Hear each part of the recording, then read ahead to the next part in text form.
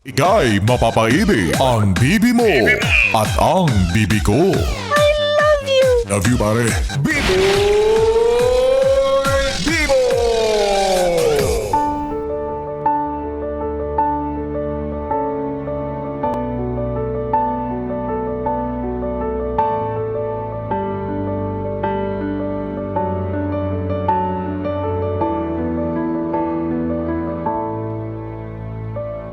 Yes, friend, ako'y nagbabalik, DJ B-Boy Bibo, para sa ating tuloy-tuloy na BB Time tungkol sa usaping pangunawa sa iyong jowa.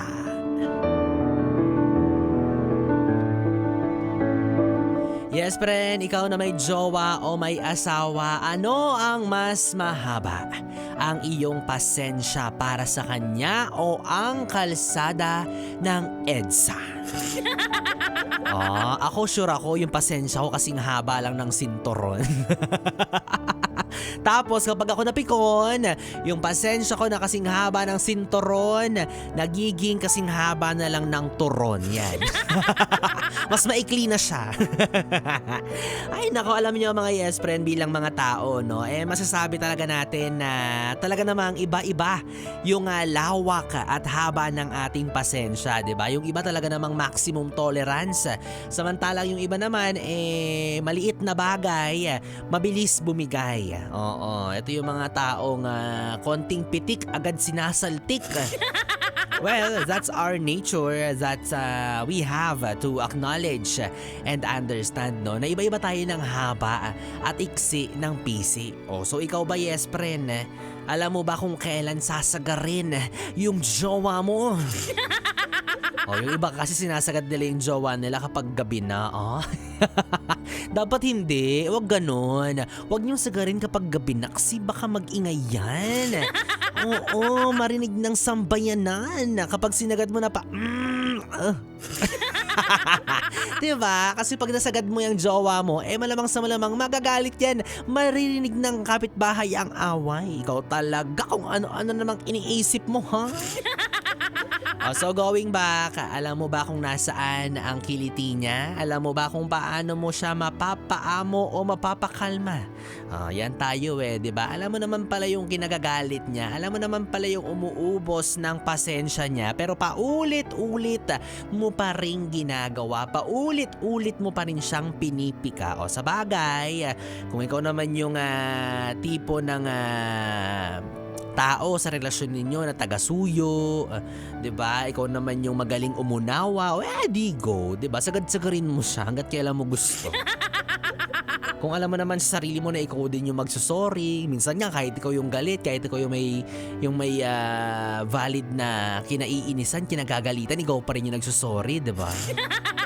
Okay, alam niyo, bilib ako dun sa mga tao na kahit 1 litro ng toyo yung nasa ulo ng jowa nila, talaga namang nagagawa pa rin nilang magpakumbaba, 'di ba? Siguro ganoon talaga kapag nagmamahal.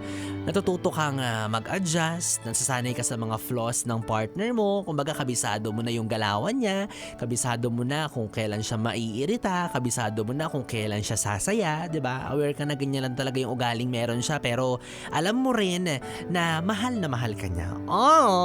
Sana all sinusuyo. Kasi naranasan ko rin one time nung nagtampo ko, nagpabebe ako, tapos nagalit din siya. Nakipagkompetensya siya. Pataasan kami ng kilay. Ayun, nauwi sa paghihiwalay. Ay nako, kaya lesson yun, no, sa isang relasyon na kailangan talaga balanse lang. Sabi nga sa isang kataga, opposite attracts yan. Kumbaga kapag galit siya, huminahon ka. Kapag kakabig siya, dapat patulak ka. Sabi nga sa kanta, pag ikaw'y nasa ibaba, ako nasa itaas, at tuwing ikaw'y darating, ako lalabas. Hindi kita tinatanong pero sagot mo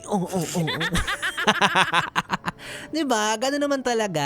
Oo, hindi sa lahat ng pagkakataon ay magiging magkasundo kayo, diba? May mga moments talaga sa relasyon ninyo talaga na mga para mas maging maayos, para mas maging smooth yung takbo ng pagsasama ninyo, dapat magkasalungat kayo. Susi siya, padlock ka. Posporo ka, kandila siya. Loyal siya, may kabit ka yan. Ay, mali yan, oy.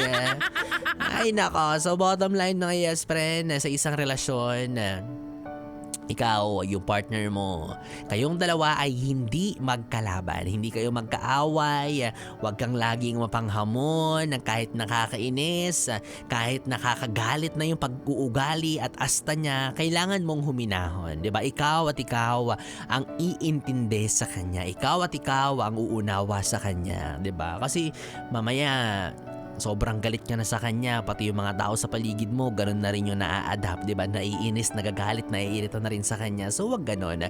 Make him realize or make her understand na kayong dalawa ang magkakampi. Di ba? Isipin mo na lang, nagmahal ka ng utak grade 1. Bawal mo siyang patulan. Oo. Actually, pwede yun, di ba? Every time na feeling mo umaasta siyang immature, every time na parang hirap na hirap siyang umunawa, tignan mo na lang siya sa version niya ng mga panahon na bata pa siya, di ba? Kung saan ay kailangan niya ng pang-unawa, ng mahabang pasensya, ng kalinga. Oo, tignan mo siya sa mga mata niya as if he is or she is 14 years old version of himself, di ba? Oo, para maawa ka, para hindi mo siya sampigahin.